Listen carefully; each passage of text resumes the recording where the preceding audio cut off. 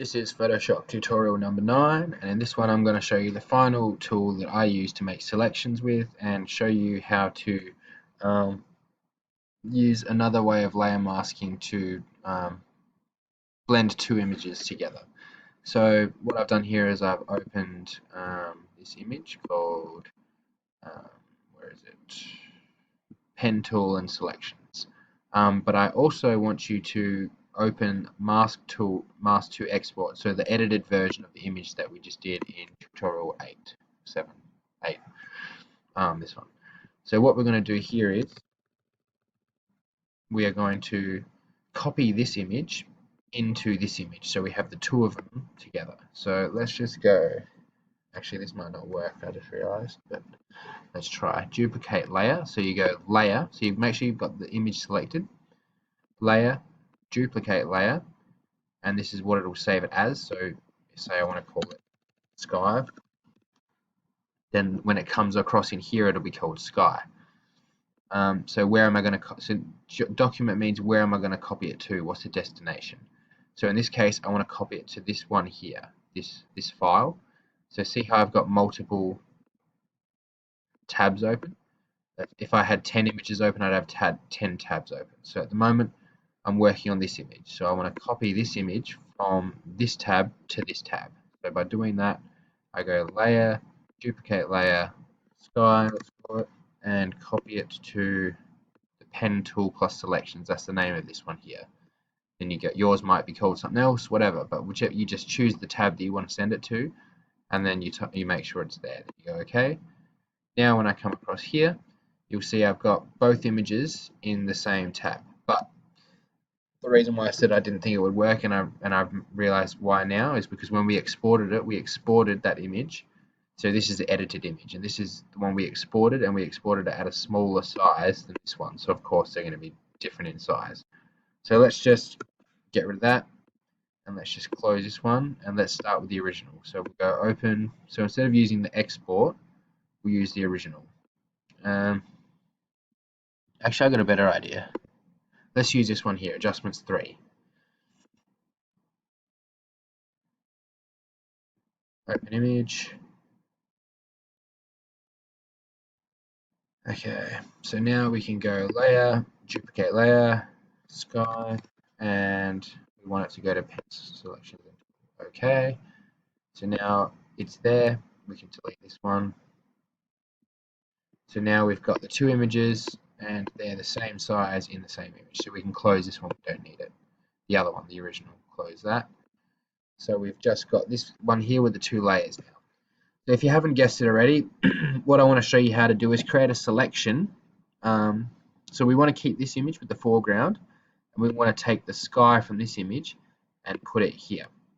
So the way we would do that is to layer them on top of each other, so on top of each other as they are. Then you mask out part of, so I would actually put foreground layer on top. That way we can just mask out this part of the image, and as we do, the sky from below will shine through. So let's start by making the selection. So yeah, the final tool I want to show you how to use for making selections is the pen tool. That's this one here. So this is the most accurate way of making selections. It's similar to the polygonal lasso tool, this one, where you just select points, then it creates a selection. But the difference is with this one, you can make curved lines.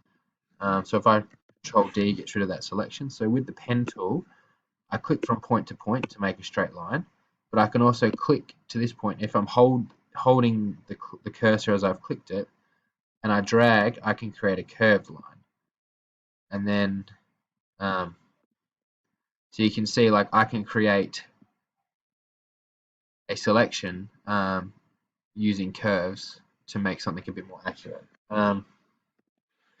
So the thing with the pen tool is you're not actually making a selection, you're making a path. So when you come to the paths, I'm essentially making a shape. and I can turn that shape into a selection by coming here and holding the same as with the mask, holding the control button, clicking on that path. So let's just deselect. So we don't actually want that path. That was just a muck around one. But what we want to do now is go through here and make an accurate selection using the pen tool of this background. Okay, so I'll just do it real as quick as I can to keep the video short, but I want you guys to take your time and make it 100% accurate. So the first thing you do is you click up in the top. Okay, now when you click and hold, you can drag it and make a selection. So you can see the problem is if you try to make curves that are too big, you can't get it accurate. So if you've gone too far, you need to Control Z, get rid of that one, and make a smaller selection. The thing is, you make a curved selection. Oops. When you make a curved selection, afterwards, see that I've made a curve here. If I go to make another selection now, down here, didn't work the way I wanted to show you, but it creates like a strange curve because it's I can't think of why that is, but it's basically just the it's created this curve. Then when you create a new curve, it sort of like you can't get it the way you want it to go. Come on, it's frustrating. There we go. So I need to control through that, but it's because it's got these two lines. But if I hold the Alt, Control, no, Shift, there we go. So if I hover the pen tool over that point and I click on it, that minus thing comes up. When I click on it, that's saying that it wants to remove that curve tendency that it had before. So now when I create a curve, the next point, actually it did do it.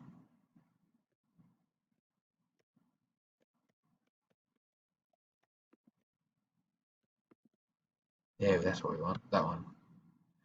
That's what we want. So when you hold the Alt key, see how it's got those two lines? That's telling me when I press the button, see it should have been a straight line, but it's creating a curve, which is not what we want. We wanted a straight line. So in order to stop it from doing that, we need to remove one of these lines here.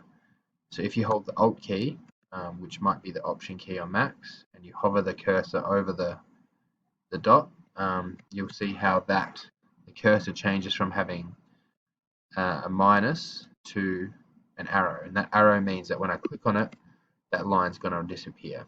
So now when I click in the same spot, I get a straight line as opposed to a curved line. So basically, every time you make a curved line, you have to get rid of one of these lines if you want to make a straight line. Before you make your next line. So to do that, you hold the Alt key and you click on it, and then you can go ahead and do that. So I'm just going to undo them. So now what I want you to do is start again, start up here, and just zoom right in like I have using the Control plus and minus keys, and create a selection that hugs the edge of this cliff as best as possible. So you'll need to use curves to get it as accurate as you can, and the closer you zoom in, the more accurate you're going to be. So I'll just pause this now and I'll go ahead and do the whole selection, and then I'll come back to it when I'm back. Okay, so we're back now and I'm almost finished this selection. Just another recap. So when you're creating a straight line, you just click, and then when you want to create a curve, you click and drag, and once you've made your curve, you need to hold the Alt key, click on that point to make it so you can make a straight line again. Every time you just And also you've got to be selective with whether you choose, because if I select here and try and create a curve, I'm not going to be able to create an accurate curve around that particular slope. So I need to Control Z. I need to break it up into two curves and just go here and then around the edge here. Okay, so now I'm almost done. I'm just going to do a quick dodgy one there. No, I'm not going to do that. You can talk, it's alright. So now the next step is to zoom out, just go up and across to here, then back to the original. Now we've created our path around the area that all those blue light dots are the points. You'll see at the beginning I was very careful to hug the curve as best I could, which is what I want you to do. At least have a go at the beginning to get as close as you can, and then just towards the end to hurry the process up a bit. If you want, you can speed up a bit. You'll see how I've started to get a little bit sloppy with my selections. But at the beginning I want you to go hard and get it accurate as possible. So now you'll see, so you might be on this layers tab, you'll see over here where it says paths, it's now got that path that I've just created. So you need to change the name of that immediately, otherwise you'll lose it, because a work path won't save, but now that I've saved it, it's a path. So if I go ahead and make some other thing, that'll come up as work path and the original path will still be there. So anyway, if I hold the Control key and click on that path, it now becomes a selection. So now I can come back to my layers. If I create a mask, oops. So if I Shift Control I and invert that selection, and I create a mask, I will now remove that original sky, hide that original sky, so that I'm essentially just putting that part of the image on top of the other image. Now it looks a bit dodgy. This probably aren't the best two images to work with in this regards, but this is how you do it. And if you can see here where I've gone through the effort of making a careful selection, it looks quite good. But over here on the other side where I've gotten a bit dodgy, that's where you can start to see the differences. There are ways you can fix this up now. Oops. There are ways you can fix this up now by obviously, see we've got two very different images in terms of the darkness and the brightness, so that's why it looks so strange. So if we were going to fix this up, we'd have to increase the brightness of this one here. So we can make an adjustment layer, bring that out a bit, increase the brightness. Don't worry about the contrast. You could also maybe even add a curve layer and brighten up the highlights. I've got an idea. Let's make the highlights really bright, like that, and then we can Control I, and we'll just paint in on this layer, in this area here with the paintbrush and the white paintbrush, with a low opacity, just to create that brightness to bring the foreground and the background together.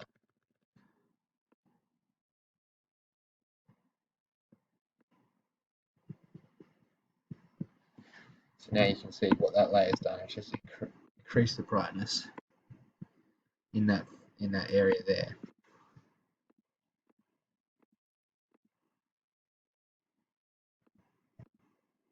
Which ties the two images together a bit better.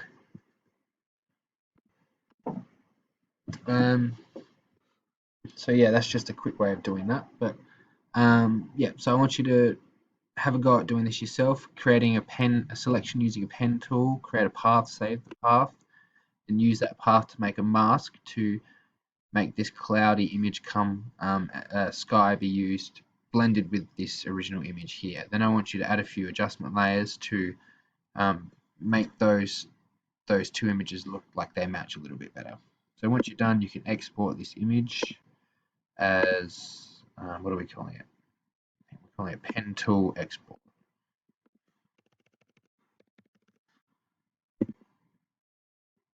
Model. Pen tool and selections export.